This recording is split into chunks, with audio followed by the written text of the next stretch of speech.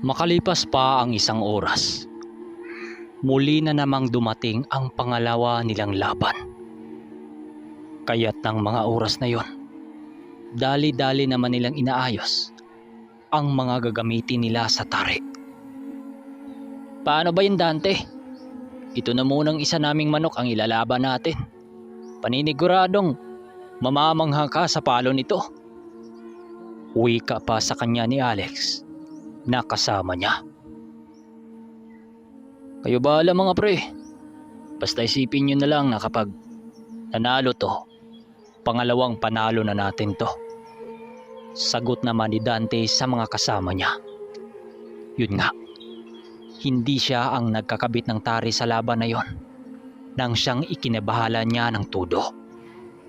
Ang bilin kasi ng tiyuhin niya doon sa mutyang ibinigay nito, bawal yun mahawakan ng ibang tao o mahakbangan man lang dahil mawawalan yun ng bisa, lalo na't napapabilang sa kaliwa ang mutya na yon.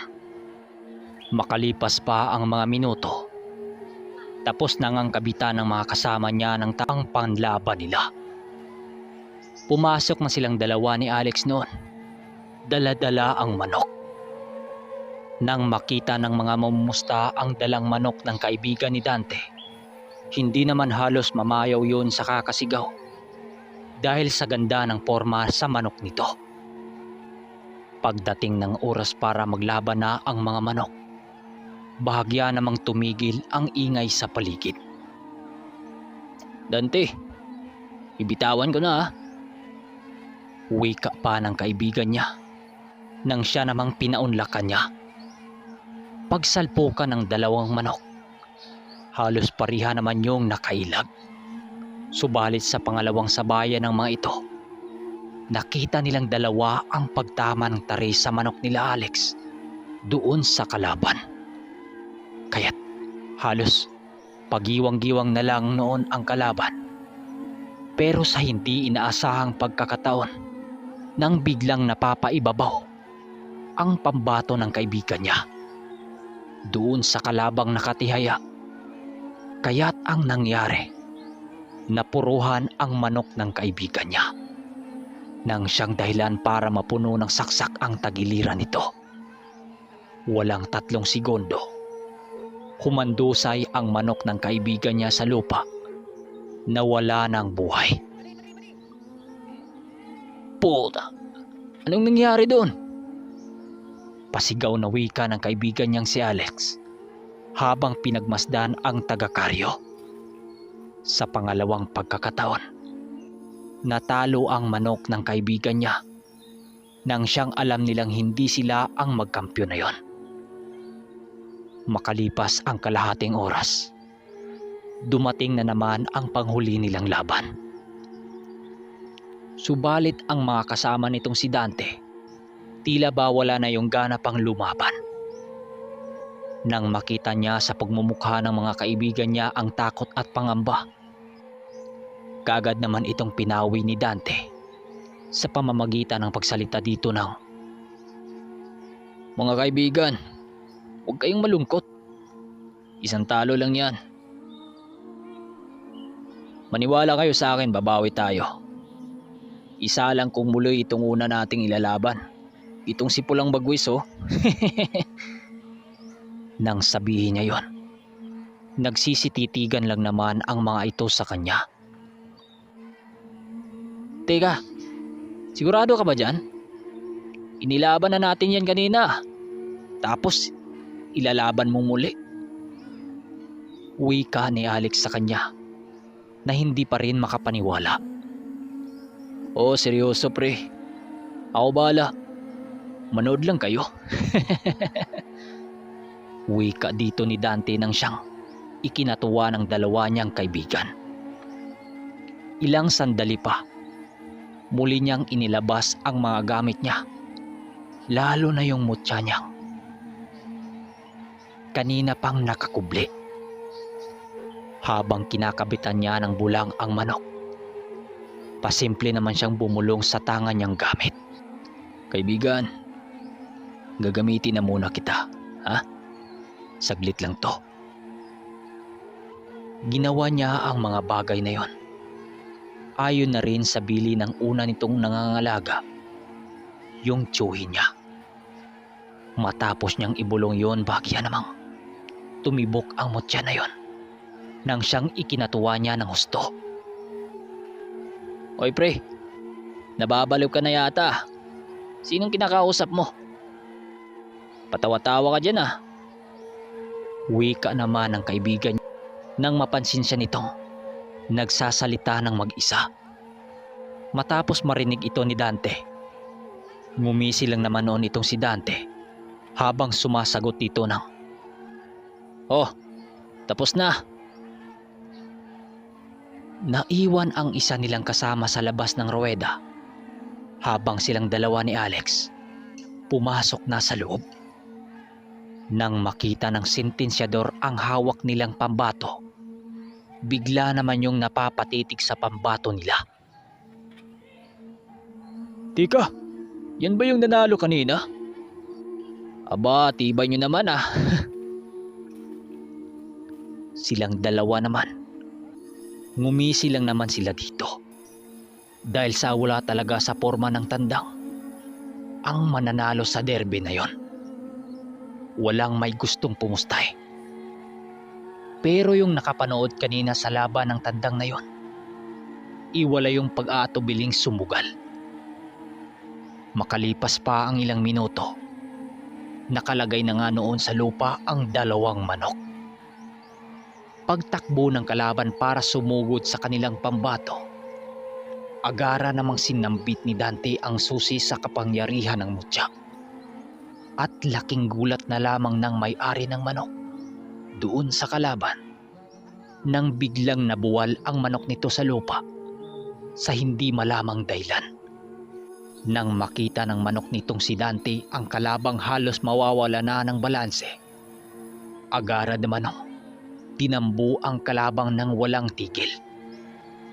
Yung mga tao noon sa bakod, halos tumalo na yon papaloob dahil sa abilidad ng kanilang pambato. Yung tatlong lalaki kaninang nanliliit kila Alex at Dante, halos naman mapapalunok na lang yun ng laway. Hindi nakaganti ang kalaban dahil sa bilis ng pangyayari. Kahit hindi sila ang nakasungkit sa kampyonato, masaya naman sila sa mga bagay na yon. May lumapit pa sa kanilang grupo noon na mga mayayamang breeder din ng ganong manok para bilhin ito sa mataas na halaga. Yung iba pa nga, handang-handang magbayad ng tripling sa lapi, makuha lamang ang manok ni Dante. Subalit mariin niyang sinasabi sa mga ito, hiniram lamang niya ang tandang na yon. Kaya't hindi kalaunan, tinitigilan din siya ng mga tao. At habang nananabako sila sa isang tabi, lumapit naman sa kanila yung tatlong lalaki na nakalaban nila sa ruweda. "O Manoy, anong sa atin? May sadya ho ba kayo?" Wika ni Dante sa mga ito. "Wala naman. Gusto lang naming malaman kung saan ang maraming ganitong kadugo na alaga nyo. May kakaiba kasi sa kilos ng mga manok na to eh."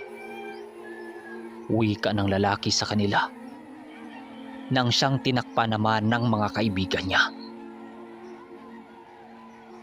"Sa amin din yan galing, Manong. Pinaalagaan lang namin dito sa kaibigan ko." Wika ni Alex dito. Ilang saglit pa, agara naman silang umalis sa lugar na yon dahil napansin nilang maraming mga kasama ang lalaking yon na umaalagid sa kanilang tatlo.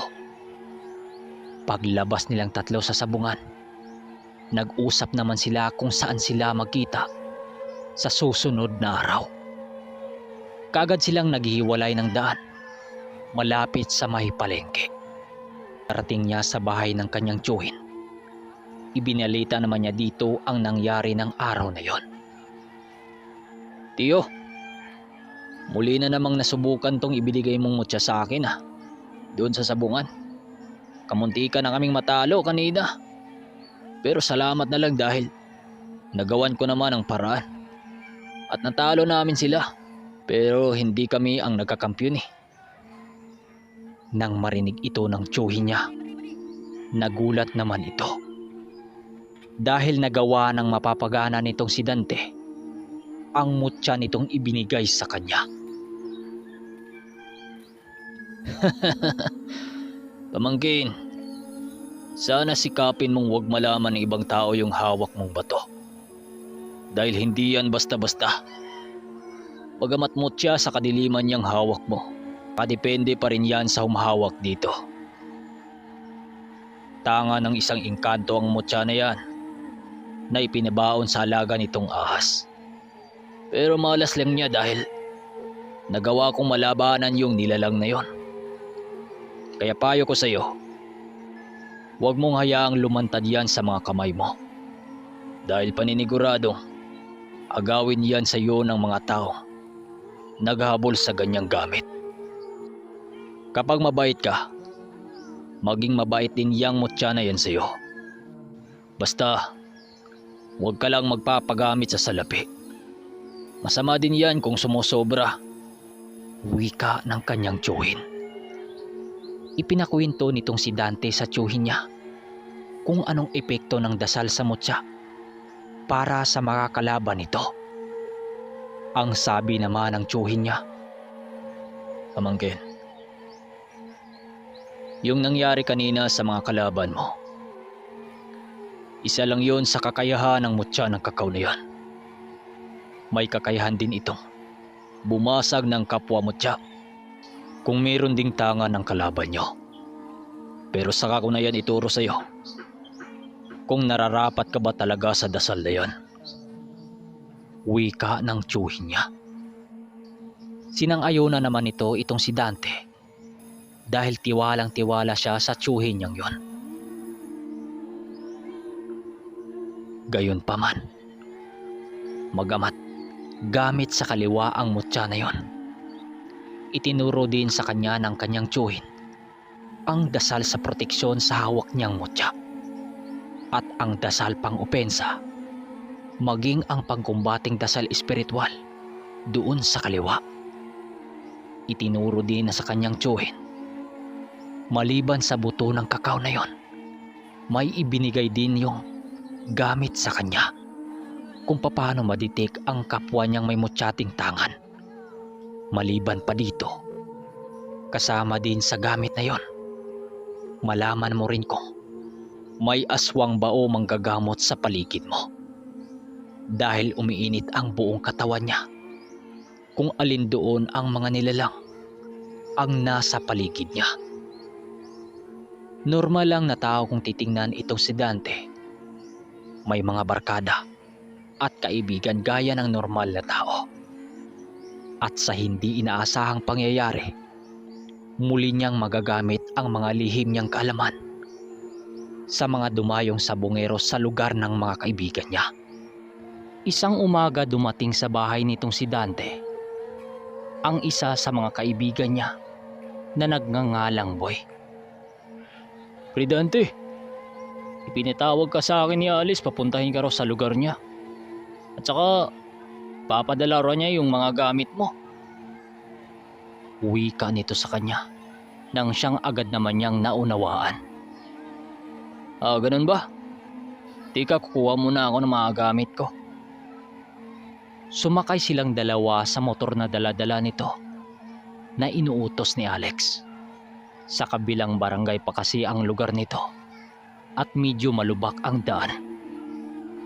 Pagkarating nilang dalawa sa lugar nila, ay nakita niyang napakaraming tao doon na may dala-dalang mga manok. Nagkaroon pala ng pasabong sa lugar nito, kaya't pinatawag siya ni Alex. Sa ilang sandali pa nilang paglalakad, ay nakita nilang dalawa si Alex na nakatayo sa ilalim ng puno ng duhat. Nang makita sila nito, ay kumakaway-kaway naman yon nang siyang dali-dali nilang nilapitan. Oy Lex, anong naganap?